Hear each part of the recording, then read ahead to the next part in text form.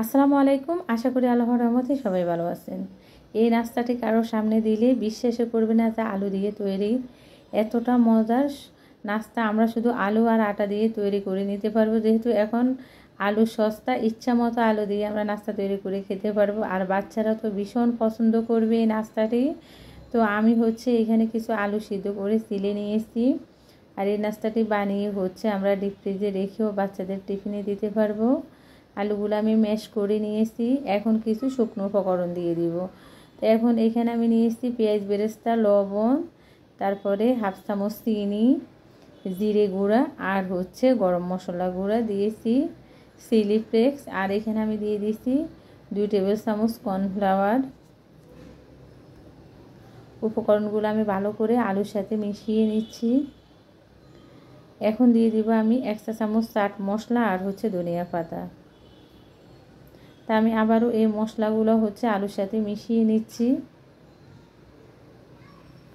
আলুগুলো একটু নরম মনে হচ্ছে। আমি এখন দিয়ে দিব একটু আটা। আটার পরিবর্তে আপনাদের কাছে যদি কর্নফ্লাওয়ার বেশি থাকে তাহলে আপনারা কর্নফ্লাওয়ারটা বেশি করে দিতে পারেন। এখানে আমি কিছু আটা নিয়েছি। এখন আটার মধ্যে কিছু শুকনো মশলা দিব, মরিচ গুঁড়া, লবণ, জিরে গুঁড়া, চাট মশলা আর হাফ চা চামচ বেকিং পাউডার। উপকরণগুলো আমি আটার সাথে মিশিয়ে নিব।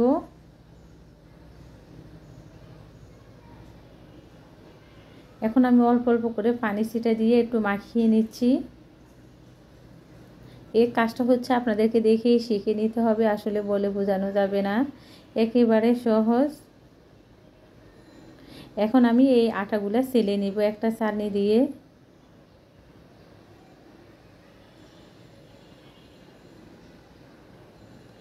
এতটা মজার হয় আলুর এই নাস্তাটি, আপনারা একবার বাসায় বানিয়ে খেলে প্রতিদিন খেতে ইচ্ছে করবে। ছোট বড় সবাই ভীষণ পছন্দ করবে।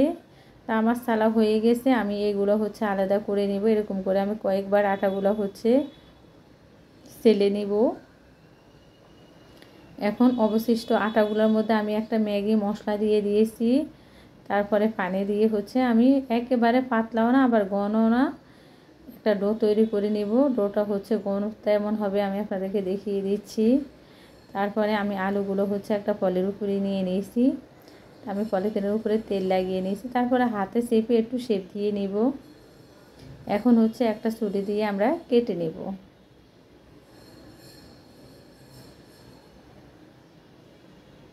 আমি কেটে নিচ্ছি। আপনারা আপনাদের ইচ্ছা মতো পিস করে নিতে পারেন। আমি যখন আলু দিয়ে এই নাস্তাটি বাসায় তৈরি করেছি, আমার বাচ্চারা প্রথমে মনে করছে মুরগির মাংস, কিন্তু এতটা মজার হয় মুরগির মাংস মনে হয় এতটা মজার হয় না। আমি প্রথমে আটার ডোর মধ্যে চুবিয়ে তারপরে শুকনো আটাগুলোর মধ্যে আমি কোট করে নিয়েছি। একইভাবে আমি সবগুলো নাস্তা তৈরি করে নিয়েছি। এখন আমি তেলের মধ্যে সেঁকে নিব। তো তেলগুলো গরম হয়ে গেছে। আমি গরম তেলের মধ্যে নাস্তাগুলো দিয়ে দিচ্ছি।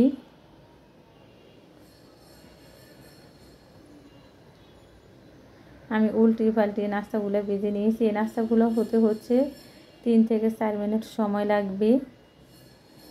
ভীষণ মজার, মুসমুসে উপর থেকে মুসমুসে, ভিতরে সফট।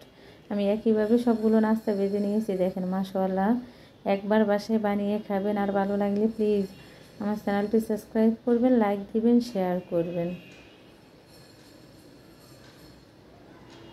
আপনারা দেখে বুঝতে পারতেছেন কতটা মজার হয়েছে এই নাস্তাটি। তো সবাই ভালো থাকবেন। আল্লাহ হাফিজ। আসসালামু আলাইকুম। আশা করি আল্লাহর রহমতে সবাই ভালো আছেন। আজকে আপনাদের সাথে শেয়ার করব ভীষণ মজার বিকেলের নাস্তা রেসিপি, কিংবা খুব সহজে বাচ্চাদের টিফিনও তৈরি করে দিতে পারবেন। তো 1 পিস মুরগির মাংস দিয়ে অনেকগুলি নাস্তা কিভাবে তৈরি করবেন তাই আজকে আপনাদের সাথে শেয়ার করব। সাথে আছে সংরক্ষণ পদ্ধতি। তো আমি এখানে মুরগির বুকের মাংস ছোট ছোট করে কেটে তারপরে ধুয়ে নিয়েছি। এখানে 1 পিস মুরগির বুকের মাংস নিয়েছি। আমি দিয়ে দিব 5-6টা রসুন, তারপরে একটু আদা কুচি, একটা পেঁয়াজ কুচি, আর কয়েকটা কাঁচামরিচ। তো কাঁচামরিচ আপনারা বাড়িয়ে কমিয়ে দিতে পারেন জাল অনুযায়ী। দিয়েছি 2 চা চামচ সয়া সস, দিয়ে দিব 2 চা চামচ টমেটো সস। আর এখন দিয়ে দিব হচ্ছে আমি শুকনা মশলা। এখানে আমি হাফ চা চামচ জিরে গুঁড়া, হাফ চা চামচ ধনিয়া গুঁড়া, হাফ চা চামচ গরম মশলা নিয়েছি। এখন দিয়ে দিব আমি 2 পিস ব্রেড ছোট ছোট করে আমি ছিঁড়ে দিব। দিয়ে দিব ধনিয়া পাতা। তো ধনিয়া পাতা দেওয়ার পরে এখন আমি দিয়ে দিব স্বাদ মতো লবণ। লবণ দিয়ে হচ্ছে আমি এগুলো ব্লেন্ডার করে নিব। তা আমি ব্লেন্ডার করে একটা বাটিতে ঢেলে নিয়েছি। আমি হচ্ছে মরিচ, তারপরে হচ্ছে রসুন, আদা একটু আস্তে আস্তে আছে। এখন হচ্ছে আমরা হাত দিয়ে মাখিয়ে নিব। এগুলাতে যেহেতু আমি ব্লেন্ডার করার আগে সব মশলা দিয়ে দিয়েছি, এখন আর কোনো কিছুই দিতে হবে না। তা আমি হাত দিয়ে মাখিয়ে নেওয়ার পরে হাতের মধ্যে একটু তেল লাগিয়ে নিয়েছি 2 হাতে। এখন হচ্ছে আমি অল্প করে একটু নিয়ে তারপরে আমরা লম্বা করে নিব। আপনারা চাইলে গোলও করে নিতে পারেন, আপনারা আপনাদের হচ্ছে যে কোনো শেপে দিতে পারেন পছন্দ অনুযায়ী। তা আমি হচ্ছে লম্বা করে নিচ্ছি।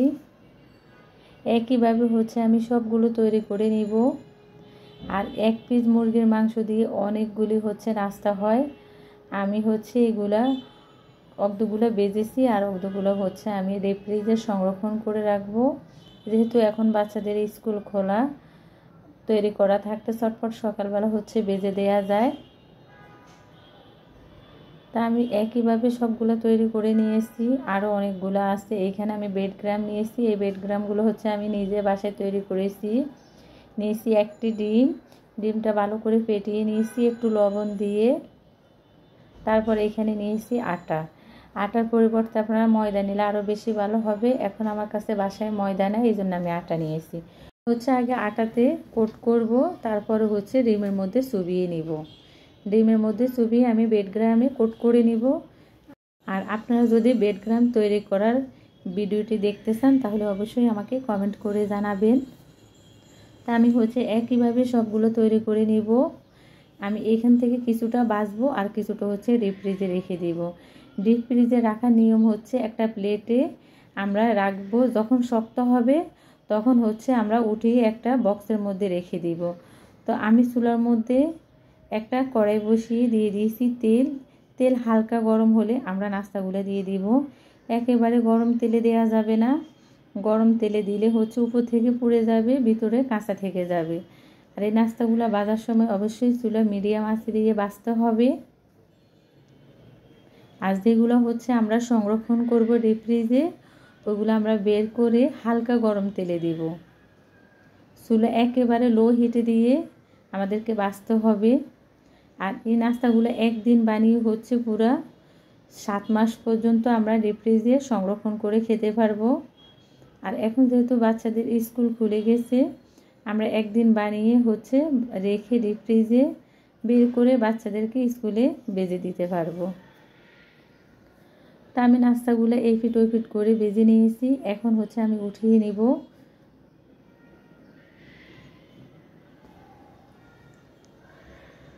আমার এই নাস্তার রেসিপি আপনাদের যদি ভালো লেগে থাকে প্লিজ আমার চ্যানেলটি সাবস্ক্রাইব করবেন, লাইক দিবেন, শেয়ার করবেন।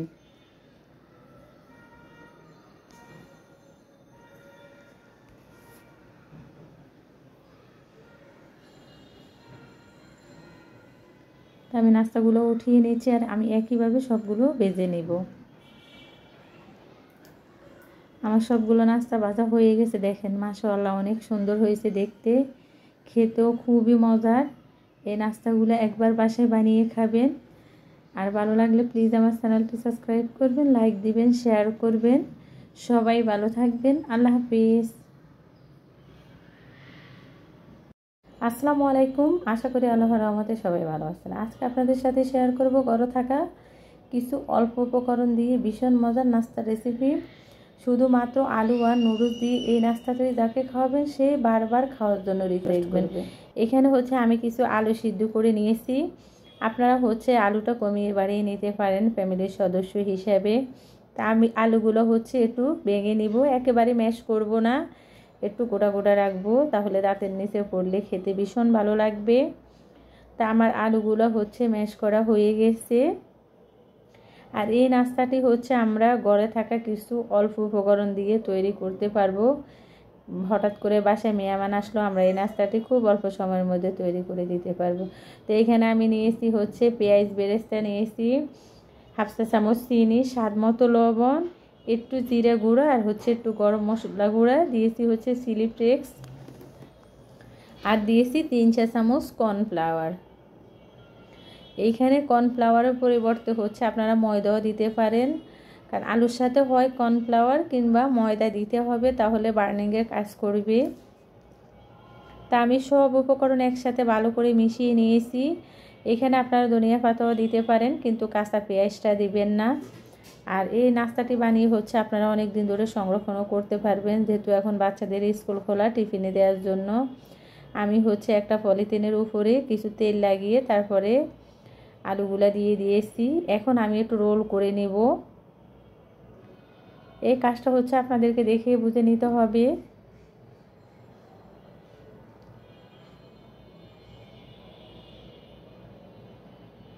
আমার হচ্ছে রোল করা হয়ে গেছে, আমি একটু স্যাপটা করে নিচ্ছি সমান করে।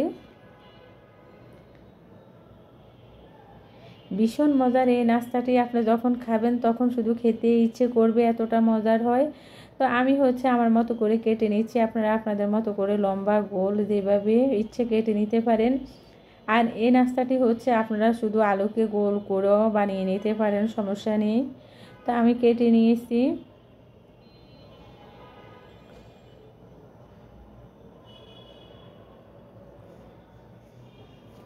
এইখানে হচ্ছে আমি কিছু ময়দা নিয়েছি, ময়দার পরিবর্তে আপনারা কর্নফ্লাওয়ারও নিতে পারবেন। নিয়েছি একটু হচ্ছে হলুদ গুঁড়া আর একটু মরিচ গুঁড়া, আর দিয়ে দিব 1 প্যাকেট হচ্ছে ম্যাগি মশলা গুঁড়া, দিয়ে দিয়েছি স্বাদ মতো লবণ। এখন অল্প অল্প করে পানি দিয়ে আমি ডো তৈরি করে নিব।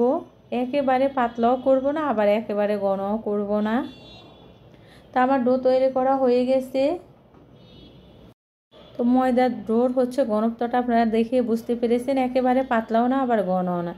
এখানে আমি ম্যাগি নুডলস একবারে ছোটো করে ভেঙে নিয়েছি। তারপরে হচ্ছে আমরা আলু নাস্তাটি আগে ময়দার ডোর মধ্যে হচ্ছে চুবিয়ে নিব, তারপরে আমরা নুডলসের মধ্যে কোট করে নিব। আপনারা দেখে বুঝতে পেরেছেন কতটা অল্প উপকরণে এই নাস্তাটি তৈরি করা যায়। হঠাৎ বাসায় মেহমান আসলে আমরা মেহমান বসিয়েও এই নাস্তাটি খুবই অল্প উপকরণের মধ্যে আর একেবারে অল্প সময়ের মধ্যে তৈরি করে নিতে পারবো। খেতে ভীষণ মজার হয়। আপনি 1-2 পিস এই নাস্তাটি খেলে আপনার মন ভরবে না, বারবার খেতে ইচ্ছে করবে। আর আমার এই নাস্তার রেসিপি আপনাদের যদি ভালো লেগে থাকে, প্লিজ আমার চ্যানেলটি সাবস্ক্রাইব করবেন, লাইক দিবেন, শেয়ার করবেন। তা আমি একইভাবে সবগুলো নাস্তা হচ্ছে আগে তৈরি করে নিয়েছি, তারপরে হচ্ছে তেলে ভাজবো।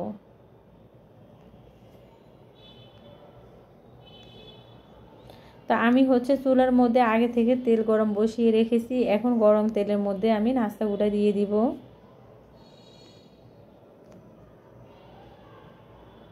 আমি চুলা মিডিয়াম আঁচে রেখে এই নাস্তাগুলো বেজে নিব। আর আমি যখন হচ্ছে ময়দাতে এই নাস্তাগুলো চুবিয়েছি, তখন দেখে মনে হচ্ছে না অনেকখানি নরম, কিন্তু নুডলসে কোট করার পরে আস্তে আস্তে এই নাস্তাটি একটু শক্ত হয়ে যাবে, কারণ নুডলসের গায়ের অতিরিক্ত পানিগুলো শুষে নিবে।